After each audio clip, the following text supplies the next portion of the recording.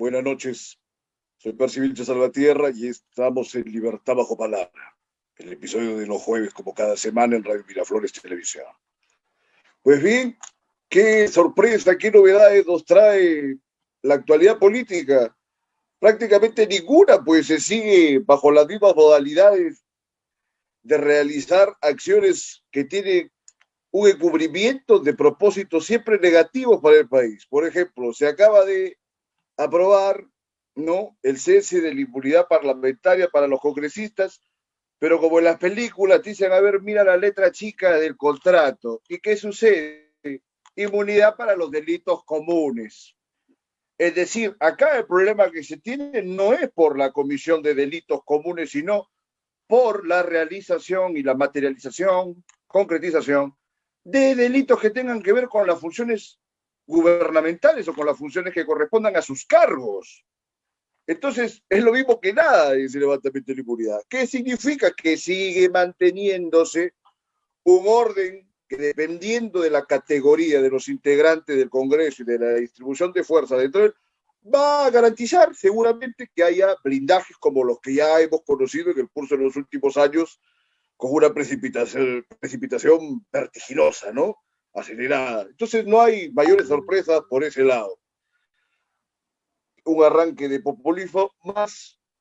Y bueno, por otro lado, el Poder Ejecutivo ha presentado ante el Tribunal Constitucional una solicitud para que recapitulen el tema de la ley que facilitaba ya que se devuelvan los aportes de la ONP.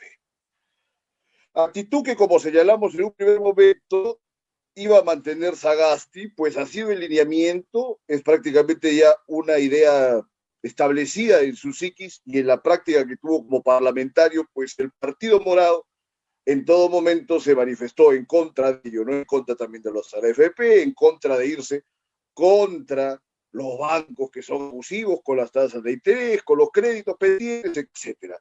Entonces ahí está, para los que creyeron que era el salvador de la nación, una muestra de lo que es Sagasti.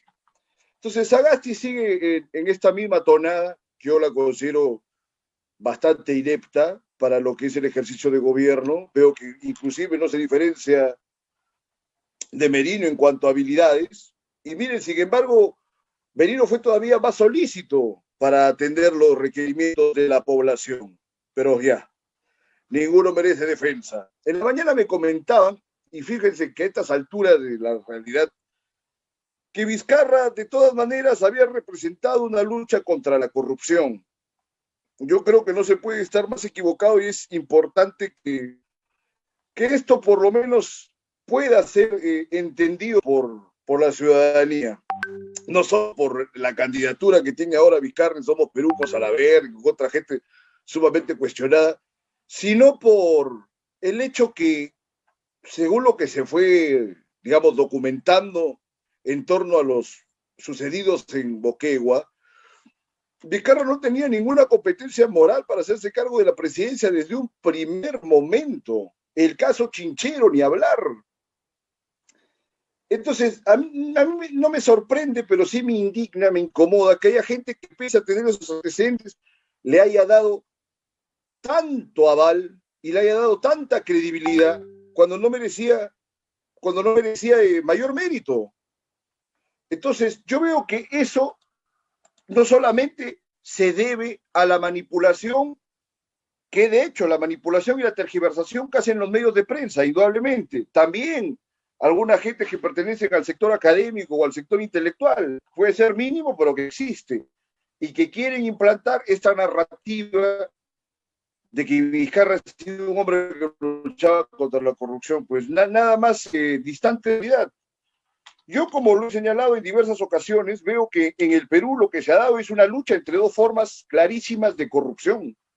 Entonces, no es que Vizcarra era el santo patrón de la lucha anticorrupción, simplemente que era un agente de un tipo de corrupción provinciana que se había asimilado al pepecaucismo, así entre comillas, y que empezó a confrontar al enemigo público, pues declarado por los últimos años por un cierto sector del espectro político, que es la izquierda, que lo detesta a morir al fujimorismo y al aprismo.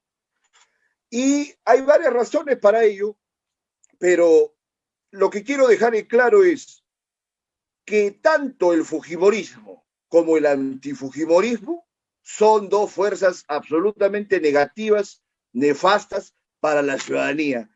Porque el fujimorismo, ni hablar, pueden atender todas las críticas que los antifujimoristas realizan al fujimorismo. Yo mismo he escrito cualquier cantidad de ensayos, de artículos en contra del 5 de abril, del régimen de Fujimori, de la Constitución misma del 93, pese a que no considero que este sea el momento adecuado para realizar una transformación total, ¿no? Por razones que yo he puesto en su momento. Pero a los antifujimoristas habría también que señalarle sus equívocos, sus errores, sus deficiencias. ¿Qué aporte han hecho en 20 años desde la marcha, los 4 suyos hasta la marcha de esta generación del Bicentenario? ¿Qué cosas le han propuesto al país? ¿Cuál es la idea, el programa? Por último, una crítica fundamentada, cabal, no solamente del fujimorismo, sino de todas las otras fuerzas negativas que hay. Yo no lo he visto por ningún lado y estoy pendiente todo el tiempo de la actualidad. Entonces, habría que recapitular en ello, ¿no? Entonces, no hay ninguna lucha anticorrupción, sino que es una manifestación de dos bandos corruptos que se disputan no solo el erario público, sino las simpatías enajenadas de una población que quizás no puede realizar toda esta serie de lucubraciones que estamos presentando, pero ojalá que lleguen a tener acceso a este tipo de opiniones heterodoxas para que vean que la realidad no es tal cual la pintan los medios tradicionales o la gente que están interesadas en servir a uno u otro partido, ¿no? Sucede lo mismo con los hechos del 9 de noviembre. No me voy a hartar de señalarlo. Y peor aún, con los hechos del 30 de septiembre. Les pongo un ejemplo claro de la tendencia que tergiversa y manipula la realidad. Puedo decirlo con nombre propio, Rosa María Palacios, por más que es una dama, ¿no? Preferiría que fuese un tipo para ir un poco más bruscamente contra él, pero bueno. ¿Qué cosa pasa? Que en cuanto no le conviene alguna circunstancia de la escena de la realidad, simplemente la niega, la confronta. ¿Qué pasa con el tema de los fiscales lavajato?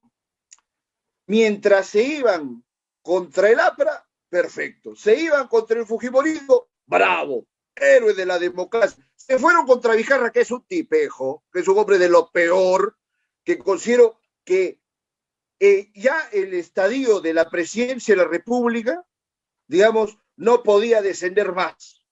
O sea, al lado de Humala, Vizcarra todavía yo lo veía inferior. Y bueno, acá también hay una situación perversa de la realidad peruana, de la gente. O sea, mientras más caído lo ven, más lo avalan. ¿Será que tienen esta especie de mecanismo de compensación, de creerse que todos están vejados o que todos han padecido bullying? Entonces lo ven a Vizcarra, que me parece que cualquiera lo agarra y le hace bullying sin parar y lo blindan. Ahí hay una cosa que habría que tratar con algún psicólogo social, me parece enfermizo. Pero bueno, veo que ya está entrando en comunicación nuestro invitado esta noche. Vamos a darle pase para ahondar en alguno de estos temas, que casualmente él tiene un laboratorio de psicopatologías sociales. Me refiero a Ricardo Villa, que es filósofo, así que el pase en Radio Miraflores para entrar en no primeros. Así que adelante.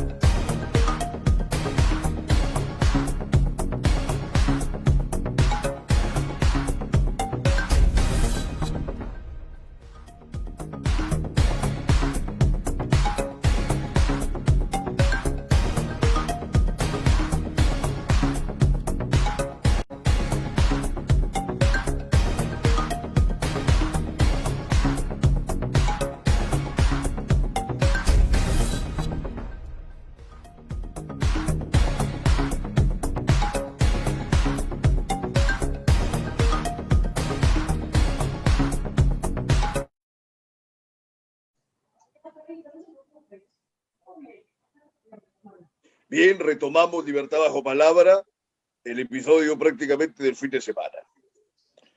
Como siempre me ha gustado decir, yo prefiero hablar con un revolucionario cabal, frontal, y con un fascista o con una persona que es de derecha, pero que es abierta, que no se encubre, que da la cara y expone sus ideas sin ningún miedo.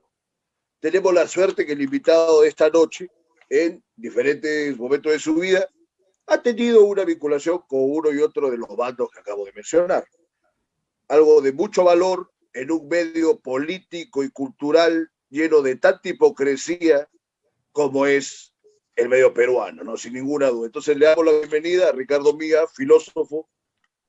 Bienvenido. Ok, muchas gracias, Percy, gracias por la invitación otra vez. Es interesante lo que mencionas porque Vladimir Ilich Lenin tiene una frase famosa, bueno, la voy a parafrasear, que es algo así como la moral de, bueno, ese tipo no era fascista, ¿no? Pero algo así como que la moral del conservador se parece mucho a la moral del revolucionario. En el sentido de que si es que tienen que coincidir, es en la convicción que se tiene sobre la causa y la exposición clara de la misma, ¿no? Marx y Engels son claros en eso, hacia la mitad del siglo XIX, cuando escriben el manifiesto del Partido Comunista, dicen, los comunistas no tenemos absolutamente nada que ocultar, sino que decimos las cosas directamente, ¿no? Que lo único que tenemos para perder son nuestras cadenas, ¿no? Bueno, en el caso del proletariado, sobre todo. Entonces, Claro, porque en el caso de Engels tenía unas muy buenas propiedades e industrias, pero está bueno claro, por el lado del proletariado. Siempre con la honestidad de frente, ¿no? Por eso yo señalaba, por ejemplo, este caso de ahora, que veo que supuestamente se está agraviando a una candidata del partido de Verónica Mendoza, ¿no? De JP, que es la conocida ex difusora de noticias, ¿no? Sigrid Bazán. Entonces, la mayoría de las opiniones están que es un drama, que cómo es posible, que porque es una chica simpática, porque es una chica con proyección, una chica con futuro, puro bla, bla, bla, porque cuando se agraviaba a mujeres que no estaban en esa línea política, no le parecía mal a nadie. ¿Qué percepción tienes tú, Ricardo, de esta severa hipocresía que hay en este caso? De de esta doble moral que es la de siempre, el doble trasero, etcétera. a ver, yo creo que aquel, a ver, ha habido en la historia ciertos grupos dentro del liberalismo, o sea, ciertos grupos liberales, que tienden a la moralización, tienden a comprender la realidad a partir de puntos morales, o como si la realidad social fuera solamente moral y no tuviese otras implicaciones como la política, por ejemplo, ¿no? Entonces, hay una cuestión bien básica acá, ¿no? Y es que, por un lado, tenemos a estos liberales que se agarran de cuestiones morales, y por eso pueden ser tan cambiantes, porque, vamos, a la libertad moral, ¿no? O sea, la capacidad de relacionarme moralmente con los demás, o sea, en el cual evito el daño y trato de maximizar el bienestar. Es ¿cómo te explico? Es algo que se presta a muchas interpretaciones y puede haber muchas interpretaciones incluso, no lo sé, defectuosas, ¿no? Respecto a los marcos normativos que tengamos como sociedad. Esto lo digo porque esta hipocresía de la que hablas, ¿no? En la cual se le puede dar con palo a alguien que no esté dentro de mi línea política, ¿no? Al menos públicamente, ¿no? Porque digamos, y también depende del nivel de lo público, ¿no? Pero es pues una muestra de moralismo, ¿no? En la política. Yo creo que las expresiones que ha tenido Magali Medina, Bates, etcétera, sobre Sigrid Bazán son repudiables, ¿no? O sea, hay que decir eso claramente, esa no es la forma de, que al menos en el medio periodístico uno tenga que referirse. Yo no estoy en contra de que las personas nos burlemos unas a otras en el ámbito de la política, ¿no? O sea, yo mismo me burlo de Sigrid Bazán, basados en la concepción que tengo de su tipo de izquierdismo, pero aquellas personas que le faltan el respeto, yo tengo la posibilidad de decir algo, pues inmediatamente digo que no se debe faltar de respeto.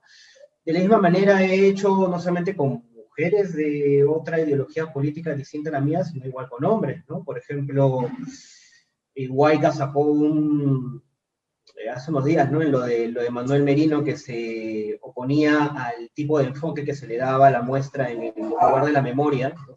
En la cual evidentemente nadie recuperó la democracia, ¿no? Esta idea de que la democracia se perdió 5 días y después se recuperó es totalmente Es falsa. falsa de toda falsedad. Dentro de, yo lo que le dije a Huayca es, oye, tampoco mientas, ¿no? O sea, además que este tipo no ha dicho que quiere censurar la presentación en el LUM, sino que dice, esta cuestión de recuperar la democracia no es verdad. Podemos estar podemos estar en contra de lo que, de las acciones y principios de Merino y su pequeño gobierno, pero creo que es ilegítimo pensar que eso ahí no estuvo contemplado dentro del marco jurídico, si bien dentro bueno, bastante pegado, ¿no? Pero está dentro de, ¿no? Es constitucional y todo. Entonces, yo creo que más aún en periodistas no debe haber ese tipo de ataques. Y justamente... Manipulan y tergiversan la realidad de todas las formas que les place y nadie le pone un freno salvo en algunos espacios. Lo hacemos aquí. Se miente impunemente, se habla que hubo un golpe de Estado, se habla cualquier cosa. Por último, Merino sale no porque les haya dado el gusto que hubo un golpe el 9 de noviembre, sino por la manera tan inapropiada con la que se manifestó contra las marchas y sobre todo por la muerte de ese par de muchachos, pero no necesariamente eso tampoco lo hace a Merino el asesino de esos muchachos, o en todo caso tendrá que establecerse las responsabilidades sobre esas muertes. Pero fíjate cómo en el LUM salen con la onda muy simpática que se atentaba contra la democracia. O sea que Vizcarra es el paladín de la democracia. Claro. Es un infierno. A ver, digamos, solamente para terminar lo de Sigrid, ¿no? Yo creo que sí, la hipocresía dentro de los medios de comunicación hegemónicos es evidente, ¿no? Porque, bueno, en ambos lados, ¿no? O sea, tanto aquellos que han insultado a Sigrid Bazán, incluso con algunas cuestiones que hasta las personas podríamos decir, bueno, esto sí es medio cierto, esto también, etcétera, pero no es la manera de hacerle eso a alguien, ¿no? Pero por el otro lado, aquellos que salen a defender a Sigrid dentro de los medios, y bueno, en la caviarada en general, no hacen lo mismo ni piden lo mismo cuando sus periodistas, ¿no? La parte de sus periodistas liberales, hacen lo mismo contra políticos conservadores, ¿no?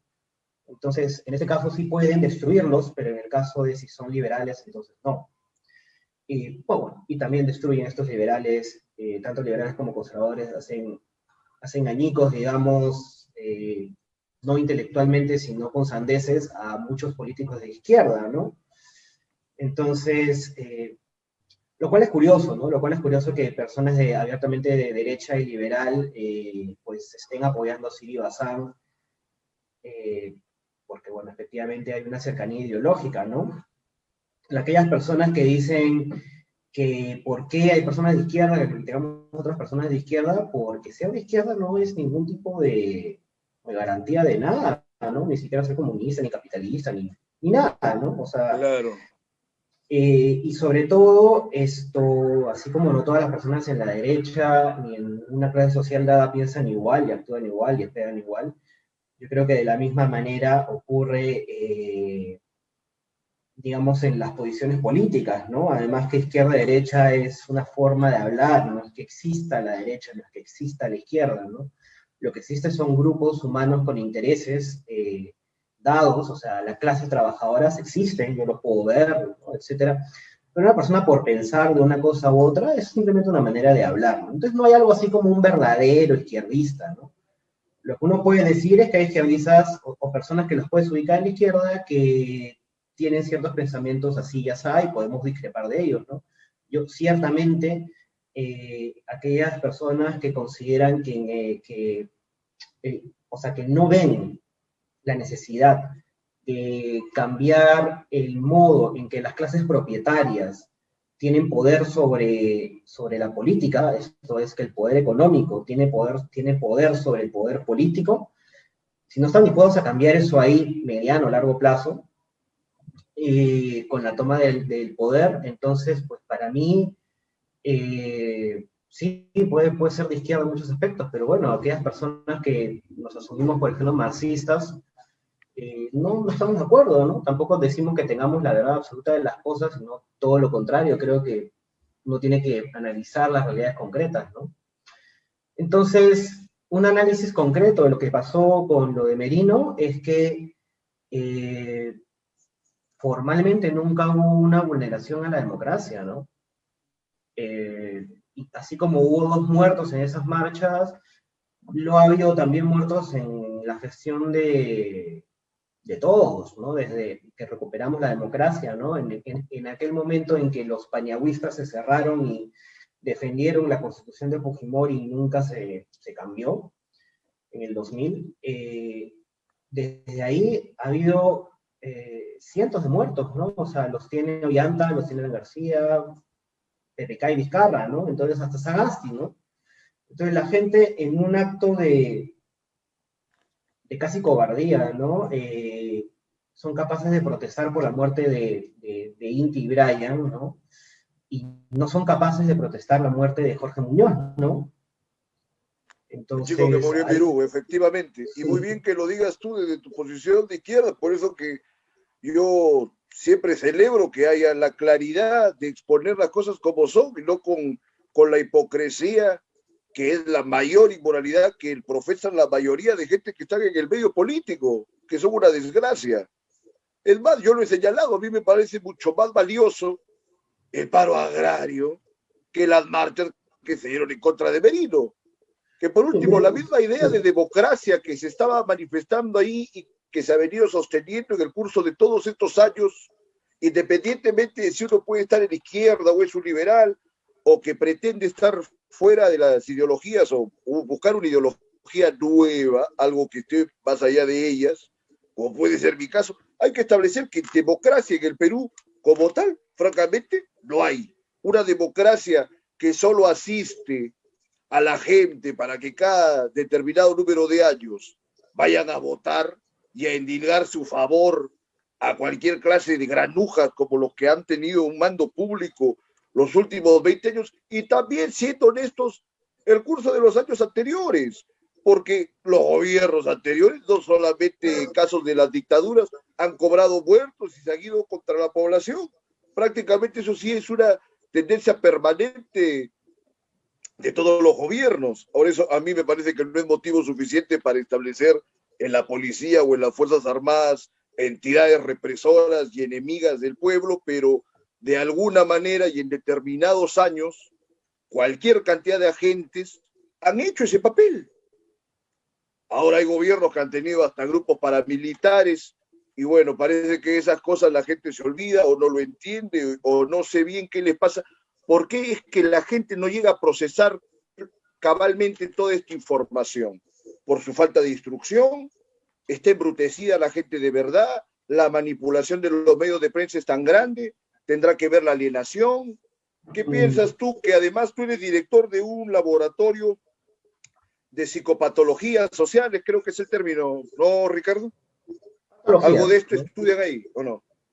Sí, bueno, un tema sobre enfermedades sociales, ¿no? La realidad de las enfermedades sociales, que es una investigación que ya llevo realizando hace unos años.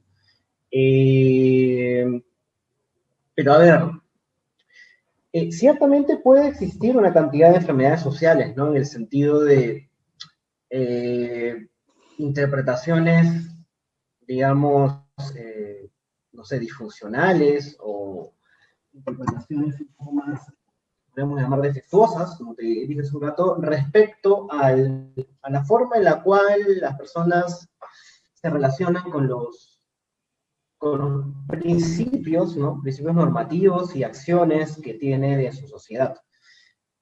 El problema es que no solamente es altamente interpretable en muchas cosas como la moral, eh, sino que en general las cosas, los principios mismos de acción, los valores, etcétera, son tantos, yo no diría que existe en una sociedad una sola forma de normar las cosas, de establecer reglas, de establecer valores, sino que hay varios, y hay varios que están en conflicto. Yo creo que a partir de ahí es que las personas van criticando, ¿no? O sea, diciendo estas cosas no están bien por tales motivos. Entonces, ¿por qué la mayoría de personas no hacen ese salto? Yo creo que porque los sistemas educativos, no solamente Perú, ¿no? Te lo digo también el tema de la experiencia de Europa, ¿no? España, Francia, o sea, que allá pueden saber más cosas en el sentido de saberlas, pero no en el sentido de entenderlas. Las personas no entienden normalmente muchas cosas como las que, muchas de las que aprendimos en el colegio, ¿no? Como desde desde el vapor de agua, ¿no? ¿Qué es lo que sucede? Hasta por qué algo es caliente y algo es frío, hasta llegar a cuestiones como la misma composición del Estado, ¿no? Y la manera en que maneras en que debemos comportarnos, ¿no? Entonces sí, por ahí puede haber influencias sobre el tema del Internet, los medios de comunicación, etcétera, pero más grave es el tema de, a ver, no hay instituciones sociales, me refiero, que promuevan de alguna manera el conocimiento de las normas de nuestra sociedad y que a su vez promueva prácticas que respondan a esas normas, ¿no? Entonces, mira, por poner un ejemplo así básico, ya sin ir a cuestiones de política, ¿no? Las personas cuando suben y bajan del metro de Lima, o del metropolitano, supuestamente las personas que bajan son las primeras y las que suben son segundas, ¿no? Eso no ocurre acá, ¿no? Acá ocurre al revés. Y no solamente eso, sino que hay una gran cantidad de falta de respeto entre los ciudadanos. Entonces, esto acá no se da porque la gente esté embrutecida, ¿no? Directamente, no es que las personas sean brutos como tales, ¿no? Sino que, porque no se trata de una cuestión intelectual, ¿no? Se trata más de una cuestión de práctica. Si nadie te enseñó, si no hay una, no es porque su familia lo enseñó, ¿no? Si no hay porque eso no tiene que ver con la familia, tiene que ver con el constructo de la sociedad, ¿no? Si es que la sociedad misma. no hay instituciones sociales e instituciones estatales que promuevan eso, entonces no pasa, ¿no? Es como cuando hasta el año 90 y tantos la gente no usaba cinturón de seguridad y después hubo instituciones que empezaron a hacerlo y bueno, eso asume el cinturón de seguridad. O sea, lo que te digo es que las formas en las cuales las personas comprenden lo que es lo social y lo político parte de una forma de no entenderlo, porque no solamente no se lo han explicado, porque se pueden haber explicado, sino que no ha tenido ningún tipo de relación con su vida, ¿no? Con las formas de realizar su existencia. Y eso parte desde la matemática hasta la política, ¿no? Entonces... y es algo estructural. Antes sí, se decía que había pueblos o barrios en los que podías dejar las puertas de tu casa sin seguro, no había ningún riesgo de que la gente te entrase a robar. O se hablaba así, ¿no? Que se te caía o botabas un papel a la calle, por ejemplo, en Latinoamérica, como si nada. Pero si lo botabas, no sé, en Suiza, en Austria, no sé, llegaba el policía y te decía, oiga, acá tiene usted que se le ha caído, haciéndose los giles de que no lo han visto que lo está votando, ¿no? Llévese su papel. Es una cuestión de las sociedades. Puede ser, sí, pues es un tema que habría que profundizar, que ahondar, porque la verdad que acá la gente no tiene tampoco pues buenas referencias ni ejemplos por ningún lado, ¿no? Porque donde que tú puedas decir, digamos, extrapolándolo ya al campo político, si ves que todos son una desgracia, correspondería ir a la historia y decir, bueno, este de acá no era una desgracia. Por ejemplo, vas a verlo a Belaúnde, no dice, Belaúnde, un patricio, qué bien, acción popular. Tampoco. No solo porque se haya hecho volar lo de la guerrilla, que bueno, basta y pase, póngase que eran enemigos del Estado, había que hacerlo volar. Bien, y hablar. El tema de los mayorunas, ¿no? El tema de la corrupción ingente que hubo en sus dos gobiernos. O sea, es más, el hecho de Belaúnde de haberse negado en el 62 a aceptar que le habían ganado las elecciones. O sea, y vas hacia atrás, es peor. ¿O te parece que hay algo rescatable en este proceso? ¿Qué podríamos extraer de esta nómina de personajes históricos y ofrecerle a la gente? Bueno, por aquí te puedes orientar. Este es un padre de la patria. Cáceres, bueno, un héroe, mal gobierno. Piérola, buen gobierno el segundo, algunos elementos de corrupción, pero hasta el tiempo de la guerra con Chile también otro desastre. Que inclusive él se va del país, le tiene que pedir pasaportes a los chilenos ya que habían invadido todo Lima, etcétera. O sea, no era el califa, este hombre valiente que se suponía que era, ¿no? Si uno ahonda verdaderamente en la historia. ¿Qué piensas de eso, Ricardo? A ver, mira, si bien esto es importante tener ciertos referentes, no solamente en la política, ¿no? Sino en la ciencia, en el arte, etcétera, me parece que hay un tipo a ver, las personas, a mi entender, se desarrollan y se desarrollan mejor cuanto mejores materias tengan. Me refiero, ¿no? Si es que puedes acceder a salud, a educación, a vivienda, a vestido, a alimentos, ¿no? Entonces, y esto implica una producción material de cosas. Pero uno puede dar esto acá de una manera mínima o lo puede maximizar. Entonces, las clases dirigentes, que al principio era una oligarquía mucho más descarada, ahora es una oligarquía más indirecta, lo que hacía era defender intereses de las clases propietarias, ¿no? O sea, la historia del Perú, así como muchas otras historias de otros lugares, es la historia de la lucha de clases. Y no es digamos, solamente una jerga marxista, sino que no hay que ser marxista para darse cuenta que existen clases sociales, ¿no? O sea, que existen personas que se relacionan respecto a la producción de bienes materiales, sino que además esas personas en clases han estado enfrentadas históricamente, en unos lugares más que otros, etcétera, etcétera, unos lugares más alienados que otros, ¿no? Entonces, yo creo que estos personajes justamente por ahí, ¿no? Con algunas excepciones, no les ha importado el país, ¿no? Por ahí el único que algo le importó y creyó hacer algo bueno fue Velasco, ¿no? Con todos sus errores, todos los problemas, la corrupción y demás. Por lo menos tuvo la entereza de enfrentarse a un sistema económico que era semifeudal, ¿no? Pero de ahí no es un tema solamente de referentes políticos, ¿ya? Es una Pero cuestión Leguía se tumbó al civilismo de alguna manera, que pese a que haya sido un corrupto, pero él había participado del civilismo y luego le sacó la vuelta con la Patria Nueva. Yo te comento porque, por ejemplo, ahí en la torre decía que el político más importante que había conocido, o el mejor presidente civil, era Leguía.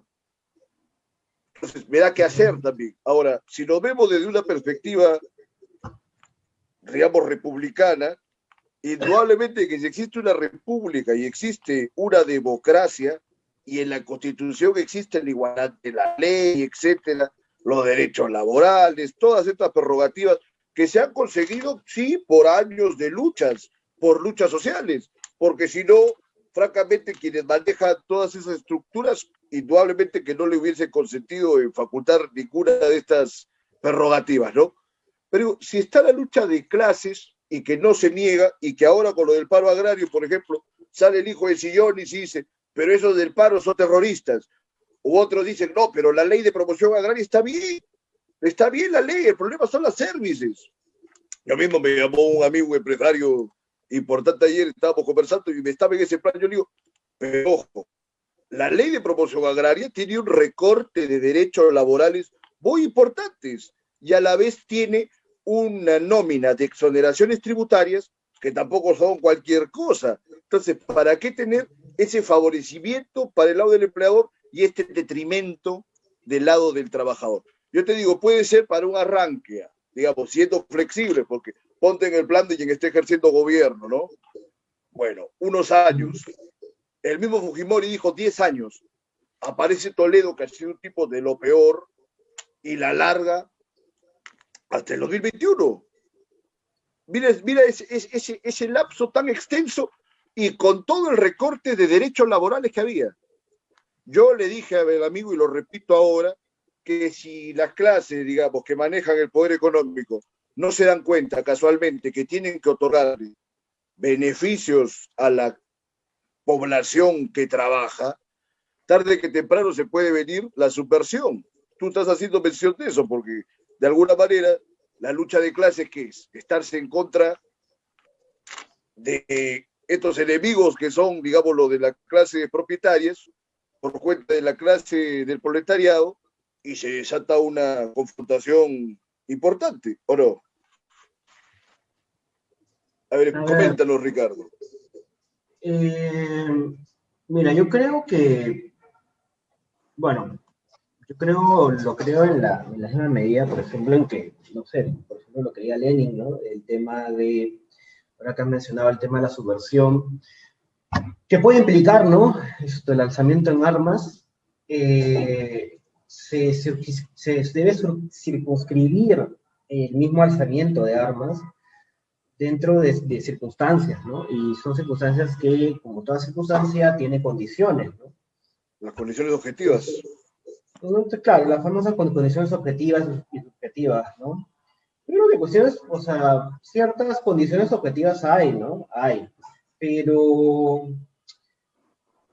eh, no creo que haya suficientes, ni creo que tampoco la haya subjetivamente, ¿no? Entonces, no sé, ¿no? O sea, en su momento cuando fue por ejemplo, ayer, ¿no? Ayer que se celebraba el 196 aniversario de la batalla de Ayacucho, que termina, pues, ¿no? En enfrentamiento, o sea, la revolución peruana independentista, digamos que empieza como una subversión, ¿no? Es una pequeños grupos armados, sublevados, y que después se va armando un ejército profesional, ¿no? Todas las luchas. Digamos Sí. digamos, alzarse en armas era lo único que se podía hacer en ese caso, ¿no? Entonces, Fernando VII no tenía ninguna intención de respetar las independencias americanas, ¿no? Entonces, pero también es posible hacer cambios sin necesidad, pues, de una lucha armada sostenida, ¿no? Como lo ocurre en la misma Revolución de Octubre. Que después haya habido una guerra civil es algo distinto, ¿no? O sea, no sé si te lo decía, no, lo decía el otro día en una conversación sobre Engels, que un tipo había comentado por ahí en Facebook que decía que el leninismo es lucha armada, que el marxismo-leninismo es lucha armada, ¿no? Para quitarle el poder a los burgueses. Y en verdad no, pues no, o sea, es más, una revolución, por ejemplo, como tal, no se podría hacer sin el apoyo de varios burgueses, ¿no? O empresarios, si quieres, ¿no?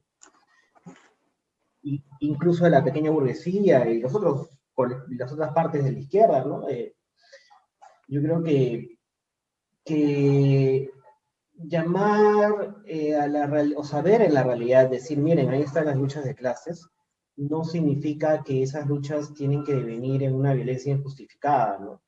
Yo creo que es posible, o sea, no soy en contra del uso de la violencia en la política porque estoy a favor de, no sé, de la independencia del Perú, donde se hizo uso de la violencia, eh, así como otras demostraciones, ¿no? No sé, desde la revolución de Haití hasta la revolución, digamos, en Nepal, ¿no? Hasta hace una década. Pero no creo que necesariamente los conflictos sociales vayan a estallar, pues, por ejemplo, en una lucha armada, ¿no? Eh, yo creo que es mucho más, o sea, que el trabajo de organizar, por ejemplo, un tipo de movimiento, partido, como quieras llamarlo, que represente realmente los intereses de la población, y que claro, ¿no? No todos los intereses son los mismos, ni todos son claros y demás, pero creo que el tema de ir contribuyendo a que las personas entendamos más las cosas, se puede ir clarificando cuáles son los intereses de las clases trabajadoras, ¿no? Sobre todo, ¿no? Que son las que mueven el país. Pero yo te digo, aparte de este tema, ya de la violencia, que creo que no hay que tenerle miedo, ¿no? Está el tema de lo que defiende, por ejemplo, ya la propiedad privada, la propiedad comunitaria. Ahí se vuelve todo un embrollo. Ahora, hay propiedades que son ilegítimas, los latifundios, un latifundio que crece por la anexión de otras propiedades menores y bajo marcos que son abusivos, como se hizo por mucho tiempo en el Perú. Por supuesto que hay que estar en contra de ello, ¿no? Pero alguien que se la gana y que se la faja y que hay esa posibilidad y que hace su fortuna, ¿para qué entrometerse ahí? Por eso que uno agarra, por ejemplo, el comunismo, ¿no? Uno está por la libertad privada y tal, pero sigamos, ya son cuestiones de matices, pero indudablemente que la sociedad peruana está complicada porque nunca se terminan de esclarecer cuáles son los problemas estructurales que hay, ¿no? El tipo de resolución que se puede hacer o las alternativas ya pueden variar dependiendo de cada posición que tenga el intérprete de la realidad. Pero bueno, yo siempre soy de la idea de con más equilibrio, con equilibrio. Ahora, ¿por qué siempre la gente que está, mira, no eres el primero que está en la izquierda que habla de todas las revoluciones posibles, pero nunca hablan de la Revolución Francesa? Siempre tienden como a apartarla porque no está, digamos, en un canon más comunista o marxista. Por ahí que hasta la Comuna de París les puede parecer más interesante, pero la Revolución Francesa, de alguna forma, es la que inspira al resto de revoluciones y de guerras independentistas del siglo XIX, y la que de alguna manera también lega los presupuestos de la sociedad liberal. ¿Cuál fue el problema con la Revolución Francesa, Ricardo? Para ti. A ver, una cuestión previa, como dirían en el Parlamento. Si bien los comunistas estamos a favor de abolir la propiedad privada, la abolición de la propiedad privada no es una cuestión que se ejerza, por ejemplo, a partir de un gobierno, ¿no? La abolición de la propiedad privada es un proceso y posiblemente es un proceso que podría demorar siglos, ¿no? Entonces, una persona que trabaja y se esfuerza y obtiene su capital y a partir de ese capital quiere poner un negocio para a partir de ahí obtener plusvalía, pues bueno, ese es el sistema en el que estamos, ¿no?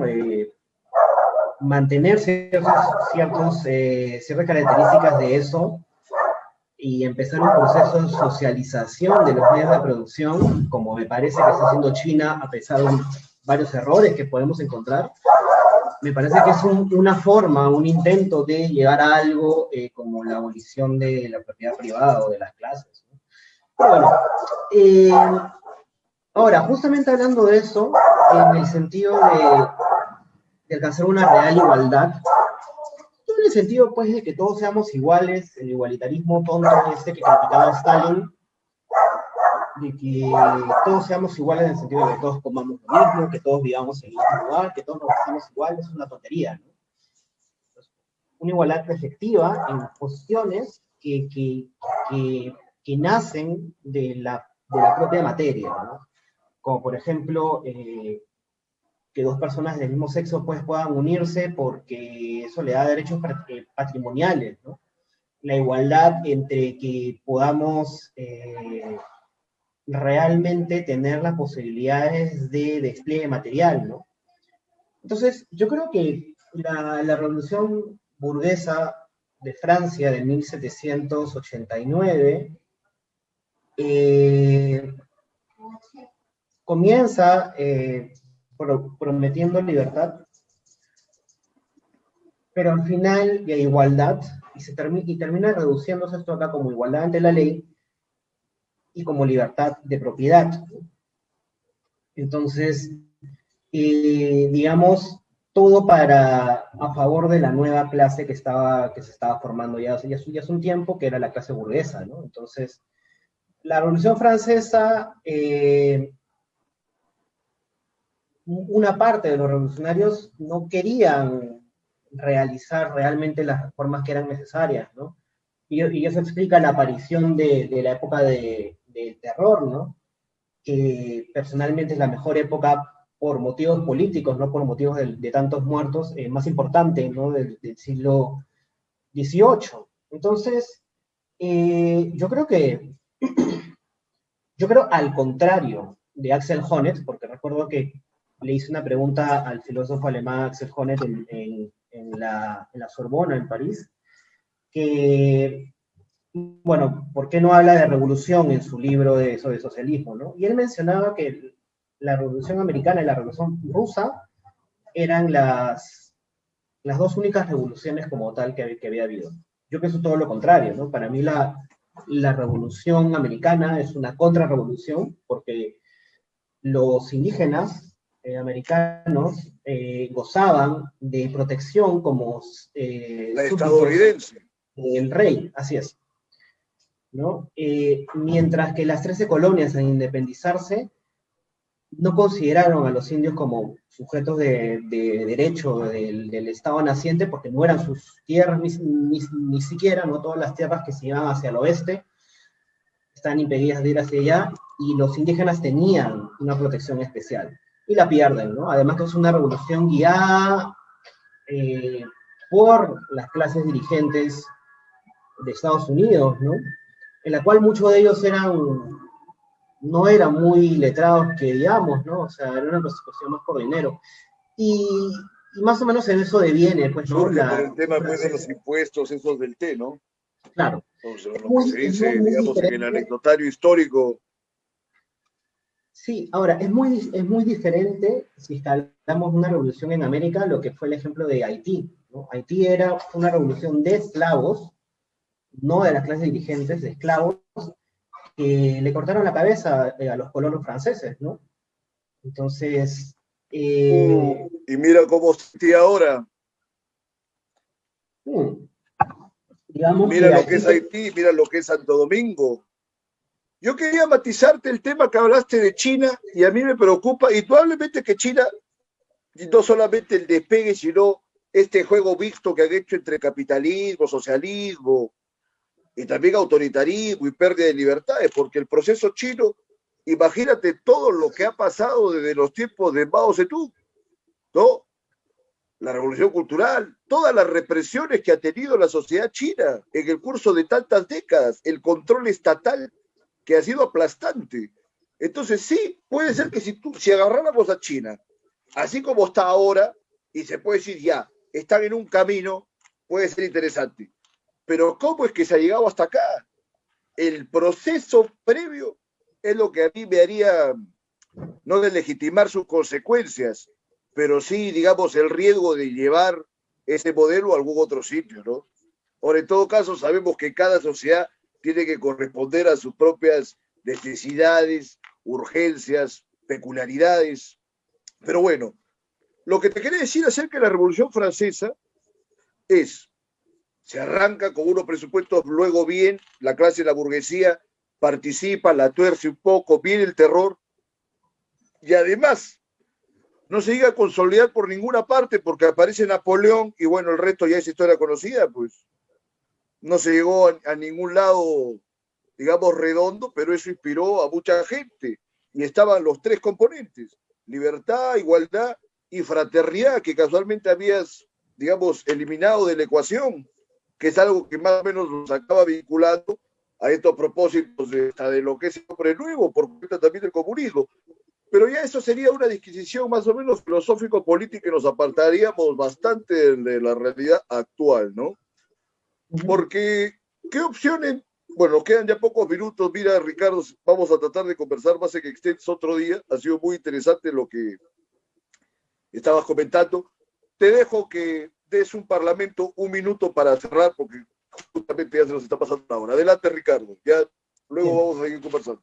Sí. Solamente para mencionarte lo último, lo de China.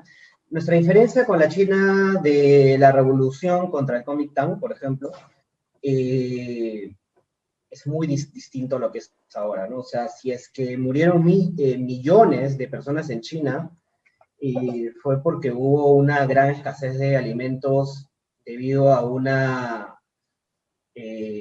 bueno, debido a muchas cosas, ¿no? Entre sequías, entre falta de trabajo, entonces es muy distinta la forma en la cual China ha llevado sus cuestiones a la cual lo podemos llevar nosotros, ¿no? Y además otra cosa, ¿no? El socialismo en China es eso, ¿no? Socialismo con características chinas, no es un socialismo para aplicarlo en cualquier lugar del mundo, ¿no? Yo creo que lo que nos corresponde ahora a ciertas personas que a menos nos dedicamos a pensar, ¿no? Porque, claro, las personas a veces toman a mal cuando un filósofo dice, mi trabajo es justamente pensar, mi trabajo justamente es hablar sobre conceptos y tener una claridad argumentativa. Para eso me educaron, ¿no? Mientras otros los educan para poder dirigir una empresa, pues a mí me educan para esas cosas, ¿no? Entonces, yo creo que es necesario que haya una discusión eh, en aquellas personas que pensamos ciertas cosas, pero no entre nosotros, sino que creo que tiene que ir desplazándose la discusión hacia las clases trabajadoras, ¿no? Hacia las personas que justamente son las que se rajan el lomo y son las que menos reciben, ¿no? Entonces, porque si no, hay una gran cantidad de alienación, ¿no? Entonces, si no, estamos condenados a seguir repitiendo lo mismo que estamos repitiendo hace décadas. Yo creo que un camino para eso es una nueva constitución, pero eso es solamente una cuestión formal. Yo creo que tiene que haber una mayor organización entre aquellas personas que gozamos de un poco más de tiempo libre para apoyar a las organizaciones que ya existan y formar organizaciones nuevas que sean del pueblo, ¿no? Sindicatos, movimientos barriales, etc. Entonces, nada, personalmente, por ejemplo, yo esperaría que en algún momento me pueda reunir con una cantidad de camaradas a empezar bueno, a continuar, porque hay personas que ya han empezado, pero digamos, a continuar esto acá y tratar, pues, de formar esto que Lenin llamaba como un partido de vanguardia, ¿no? Pero bueno, no sé, eso lo dejo como Este es para un que otros... momento para que aparezcan partidos nuevos, creo yo. Independientemente, puede bien que aparezca un partido con gente que es del comunismo, con gente que esté en el liberalismo, gente que defendemos, digamos, una idea más republicana. Pero mira, mientras nosotros estamos hablando de este tema, aparece las encuestas de Datum con esa clase de personajes que quieren ser presidentes del 2021. Forsyth, que apareció prácticamente de la nada y sin hacer nada. Guzmán, De Soto, bueno, que ya está en suspensión, Fuerza Popular, Verónica Mendoza, Ollanta Humala, que quiere repetir el plato, habiendo hecho un gobierno que es otro desastre. Indudablemente que ahora es un momento para que se reconstituyan las organizaciones, digamos, populares.